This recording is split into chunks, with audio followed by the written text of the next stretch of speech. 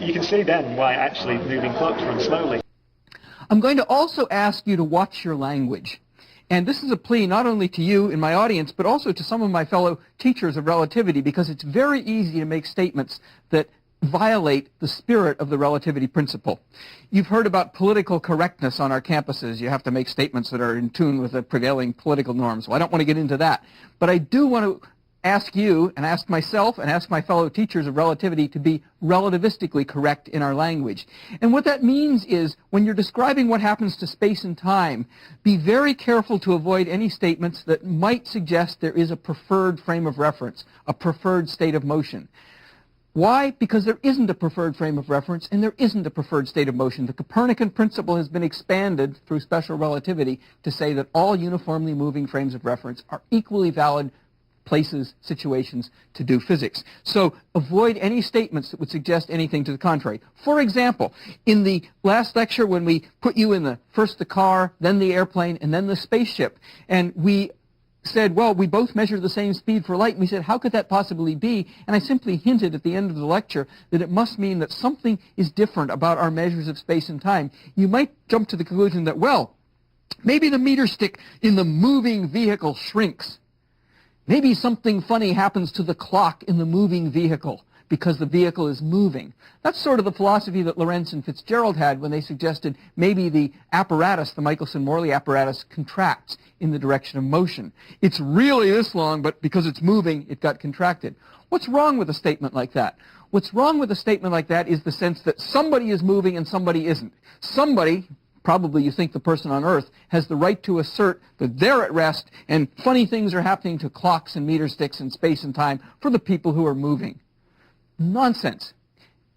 You in the moving spacecraft, moving relative to me, that is, you in the airplane moving past me at 600 miles an hour, you in the car moving past me at 70 miles an hour, because those motions are uniform, you have every bit as much right to claim that you're a place for doing physics. You have no more right to claim you're the right place than I do. We both have equal claim on doing physics and doing physics correctly. That's what the principle of relativity says. So don't think funny things happen to clocks and meter sticks or space and time because things move. The phrase "because things move" is a relativistically incorrect phrase. You're allowed to say, I am moving relative to you, or that clock is moving relative to this clock that I'm looking at. But you're not allowed to say, that clock is moving and this one isn't, and therefore funny things happen to that clock. That violates directly the spirit of the principle of relativity, which says all uniformly moving frames of reference are equally good places to do physics. And that means any uniformly moving clock keeps time just as well as any other uniformly moving clock. It's just as accurate. Clocks don't become inaccurate, quote, because they move. Because no uniformly moving clock has the right to say, I'm at rest and all the other ones are moving. What may be the case, and in fact is the case, is that different clocks moving relative to each other keep different time. But there's not one of them that can say, I keep the right time and all the rest of you are wrong because you're, quote, moving. Because nobody has the right to say, I am moving. I will even slip occasionally and use phrases that are not correct. If I ever say the moving clock or this is moving, what I really mean is this is moving relative to that. That's why it's a relativity theory. It says only relative motion matters. Lecture 3, we went over this with the Galilean relativity principle. Only relative motion matters. Statements about absolute motion are meaningless. They were in mechanics all along. They became so in all of physics with Einstein's special relativity. So everybody who's in uniform motion is in an equally good position to do physics. So let's now move on and see what actually happens to space and time in special relativity. We'll start with time. We're going to be talking a lot in the next few lectures about events. I just want to tell you what an event is so we make it very clear. An event is something specified by giving both its place and its time. For example, your birth is an event. It occurred at a specific place and it occurred at a specific time. Just to give the place, to say New York City, for example, is not sufficient to specify your birth. Just to give a year, 1960, is not sufficient to specify your birth. New York, 1960, that does it. An event is a place and a time. And events are the key things in relativity. So we're going to talk a lot about events. I'm going to imagine a device which I'll call a light clock. And here's a picture of a light clock, and you audio people have a picture of the light clock in your booklet. The light clock consists of a box. just a simple box. At one end of the box is a light source, and at the other end of the box is a mirror. And we're going to imagine a pulse of light leaves the light source, travels to the mirror, reflects off the mirror, and comes back. And we're going to be interested in the time interval between two events. And those two events are the departure of the light pulse from the light source and the return of the light pulse back to the light source after it's bounced off the mirror. If you will, this device is a clock, and that's the fundamental ticking. Tick as the light goes up, tock as it comes back. There's one period of the clock, and it keeps doing that. But we're just going to focus on one tick-tock of the clock, one outgoing light pulse hitting the mirror, coming back to the light source again. And the two events are light pulse leaves the source, light pulse returns to the source. And we want to know what the time interval is between those two events. So here's our light clock. Now, whenever you see pictures in relativity books or in my course or in anything dealing with relativity, it's crucial to ask yourself, and it's crucial to understand the answer to the question, in what frame of reference is this picture being drawn? Many relativity books fall down, I think, because they fail to tell you that, or sometimes worse, they'll draw pictures that are ambiguous. They're partly from one frame of reference and partly from another. And in relativity, things tend to look different in different frames of reference. And it's important to catch that difference. And I'll try to do the best I can. Sometimes I'll slip. But I want to tell you, whenever possible, what frame of reference I'm dealing with. So the picture I'm showing you right now on the left side of the screen is a picture drawn in a frame of reference at rest with respect to the light clock. What that means is we're in a frame of reference. We put this light box or light clock here, and it's at rest with respect to us. That's what I mean by saying this is a picture drawn in a frame of reference in which the light clock is at rest, or equivalently a frame of reference at rest with respect to the light clock. And I'm assuming that I've got a uniformly moving frame of reference. You might say, well, maybe it's at rest. Well, maybe it is at rest, but being at rest is meaningless. Maybe it's at rest on Earth. That's a particular state of uniform motion. Maybe it's at rest on Mars. Maybe it's whizzing through space at 99% of the speed of light relative to Earth. But as long as it's moving uniformly, that's an okay frame of reference. So I don't know exactly what the light clock is doing relative to Earth. Doesn't matter. The point is, I'm drawing a picture here from a frame of reference in which the light clock is at rest.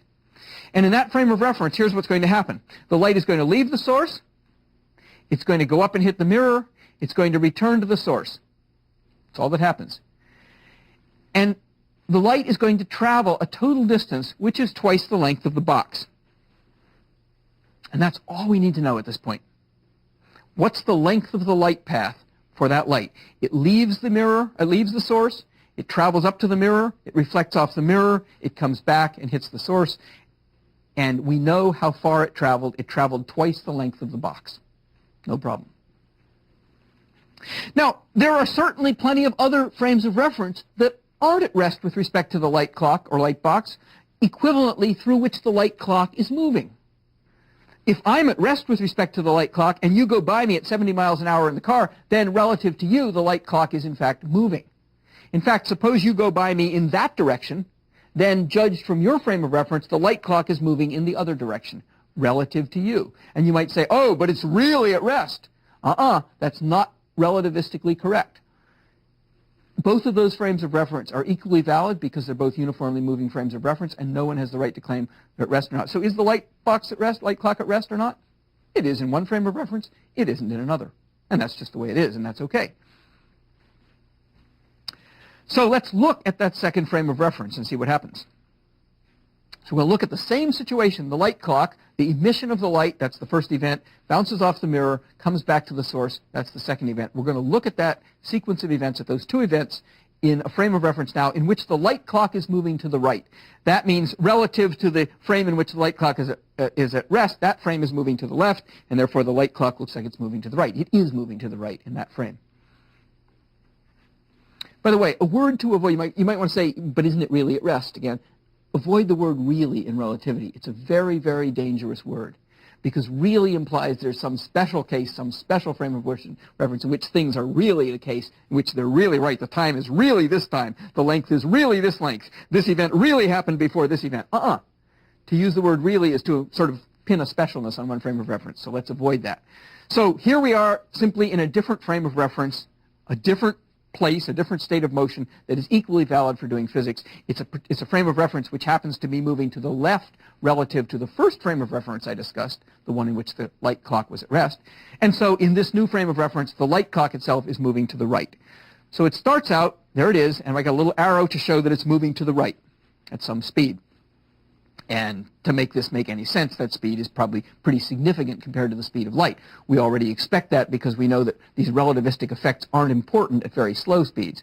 You won't see these effects if you do this experiment and move the light clock at 70 miles an hour or 600 miles an hour. But if you move it at 80% of the speed of light, this will be a big effect. So what happens? The light flash leaves the source, and it travels straight to the mirror. But in this frame of reference, straight to the mirror means it travels like that, at an angle. At the time the light pulse hits the mirror is in a different location.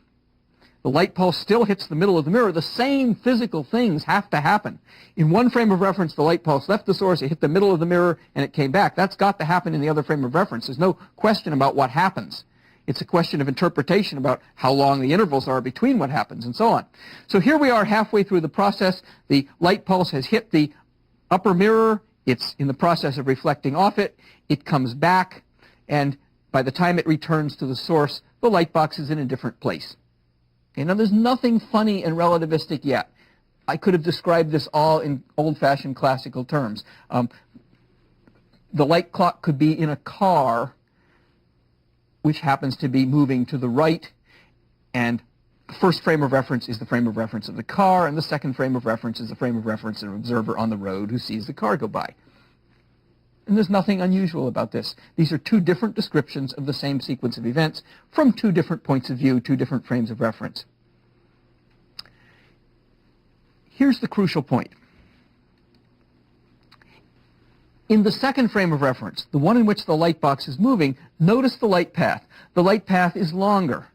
Why is it longer? It's longer because the light travels diagonally to get to the mirror, reflects, and comes back diagonally. It's a longer path. It still has the up and downness of the length of the box, but in addition, it has a component of its motion in the direction the light box is going.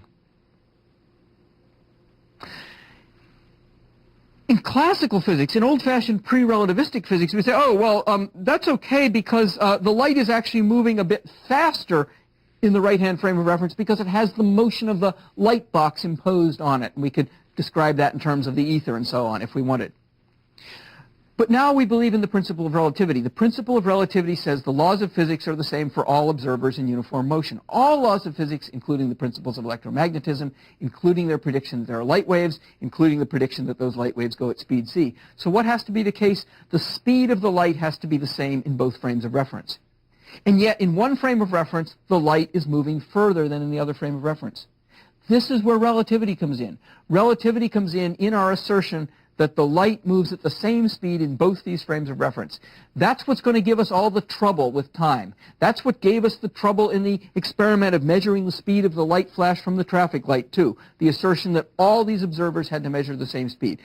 Observers in both these frames of reference measure the same speed for light, but in the left-hand frame, in the frame of reference at rest with respect to the light clock, the path length is shorter. And we can conclude, in the left frame, we have a shorter path, we've got the same speed, and therefore the time between the events is shorter.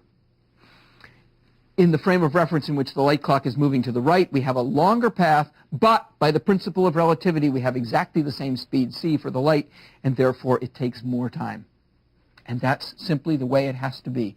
If you accept the principle of relativity, the very simple, benign-sounding principle that says the laws of physics, including electromagnetism and predictions about light, are the same in all frames of reference in uniform motion, then this conclusion has to follow.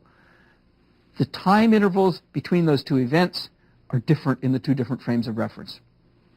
And what we are doing here is discovering not something about the light clock, or not something even about light, but something about time. The phenomenon we've described here is called time dilation. Time is different in different frames of reference. Clocks do not keep the same time when they're moving relative to each other. They're still perfectly good clocks. There's nothing wrong with the light box when it's moving. It's the same one. It's just looked at from a different frame of reference. It isn't keeping bad time, quote, because it's moving. It's keeping perfectly good time in either frame of reference. It's just keeping different time. Time dilation isn't about light. It isn't about light clocks. It's about time itself. Measures of time are simply different for different observers in relative motion. The time interval between two events is not an absolute quantity. It's something that depends on your point of view. We're going to have to give up the absoluteness of time and soon the absoluteness of space if we accept the simple principle that the laws of physics are the same for all observers in uniform motion. This is where physics and science fiction collide. Time for the moving clock runs slow. When you read books about relativity, you will often hear time dilation described by saying, moving clocks run slow. There's two things wrong with that. It's probably grammatically incorrect. It should say slowly. But much more profoundly, it's simply not relativistically correct. And I'd like you to pause right now, turn off your VCR, turn off your cassette player for just a minute, and think about what is wrong with the statement, moving clocks run slow. Why is that statement not relativistically correct? Think about that for a few minutes. When you're done thinking about it, start up again and we'll continue. So what's wrong with the statement, moving clocks run slow? It implies there's something special about motion, special about movement, that there's somebody who's not moving, for whom the clock is right and doesn't run slow, and somebody else for whom, because they're moving, the clock runs slow. Nonsense. Nobody can say, I'm moving and you're not, or you're moving and I'm not. That's the whole point of relativity. Moving clocks run slow is an absurd statement. It's nevertheless used very commonly, including in physics books or books for non-science people about relativity, to describe this phenomenon of time dilation. One problem with the idea of moving clocks run slow is you might imagine yourself in a spacecraft whizzing past Earth with a clock. That's a moving clock, right? And the moving clock runs slow. So you might imagine, in your frame of reference, everything seems to have slowed down. You watch the hands of your clock creeping slowly, and your heart beats slow. Nonsense. That frame of reference is just as good a frame of reference for doing physics in as any other frame of reference. Things have to seem perfectly normal in that frame of reference. If they didn't seem perfectly normal in that frame of reference, physics would be somehow different there. And the whole point of relativity is the laws that govern physical reality don't depend on your state of motion. They're the same for all observers in uniform motion. Things can't seem strange. Even if you're in a spacecraft whizzing along at 0.99999 the speed of light, everything in the context of that spacecraft, in your frame of reference, your heartbeat, your aging, all that seems perfectly normal. Time for you may be running differently than it does on Earth. We'll get to that in the next lecture, but everything seems perfectly normal. So what does time dilation really say? Let me describe what it says. Here's what it really says. It doesn't say moving clocks run slow. Instead, it says something a little more complicated. It says if I have two events, and I measure the time between them on a clock that is present at both events. Remember the light clock when it was in the frame of reference where it was at rest. That light clock, that same box was present at the emission and the return of the light flash. Okay, we're going to now replace that light box with a couple of real clocks. Okay? And so what does it say? It says something like this. It says, first of all, we're not going to say moving clocks run slow anymore. That's bad, relativistically incorrect. We're going to say a little more sophisticatedly, the time between two events is shorter when you measure it with one single clock that's present at both events rather than measured by two different clocks. So here's the picture. And this is the picture that should come to your mind when you think about time dilation. I've got two clocks, clock B1 and clock B2, and they're located at two different places. And I've got another clock, clock A, whose state of motion relative to the other two clocks is such that A will be present at clock B1 and then later will be present at clock B2. And the two events we're interested in are the first event, which is shown here when clock A passes clock B1, and the second event, which will be when clock A passes clock B2. Now you may be very tempted to say, oh, A is the clock that's moving. And I've got an arrow showing that indeed A is the clock that's moving, and later clock A will be above clock B2. And in that sense, it is moving. In the frame of reference of the clocks B1 and B2, and that's the frame of reference from which this picture is drawn. Remember I asked you to always think about what frame of reference is the picture shown in. In that frame of reference, clock A is indeed moving. But that doesn't say clock A is absolutely moving. It simply says clock A is moving relative to the frame of reference in which the two clocks B are at rest. They're at rest relative to some frame of reference, the one in which they're at rest. They're at rest relative to each other. I've put them that way. I've glued them to the wall in that frame of reference. Clock A is moving relative to that frame of reference, but clock A isn't moving absolutely. Clock A has every right to say, oh, the clocks B are moving relative to me. I'm not moving. So that's why I don't want to call clock A the moving clock. Clock A is simply a clock that happens to be present at the two events. It's a single clock. Clock A is present at the event of clock A and clock B coinciding, and clock A is present at the event of clock A and clock B2 coinciding. Neither clock B1 nor clock B2 is present at both those events. And what does time dilation say? Time dilation says that the time elapsed on clock A between those two events will be less than the time as measured by the two other clocks. And that's crucial. It takes two clocks in one of the frames of reference and only one clock in the other frame of reference to do this measurement, to determine the time interval between the two events. There's a little formula, and we will use this occasionally, and any of you who have had high school algebra and can use the Pythagorean theorem could easily go back to the light clock picture and look at those diagonals. Hint, diagonals have to do with the Pythagorean theorem, and you could calculate the time in the one frame versus the time in the other frame, and you would find that the time, which I will call t prime, that's the little thing after the t for time on the left side of that equation, the thing I call t prime, that's the time measured on clock A, the one clock that's present at both events. That time is the time measured on the other two clocks multiplied by a factor 1 minus v squared, square rooted, where v is the speed measured in terms of the speed of light. So if you're going half the speed of light, v is a half. And that number is always smaller than 1, and therefore t prime is always less than t. And we're left with the conclusion that time is simply not an absolute quantity. The time interval between two events is relative. It depends on your frame of reference.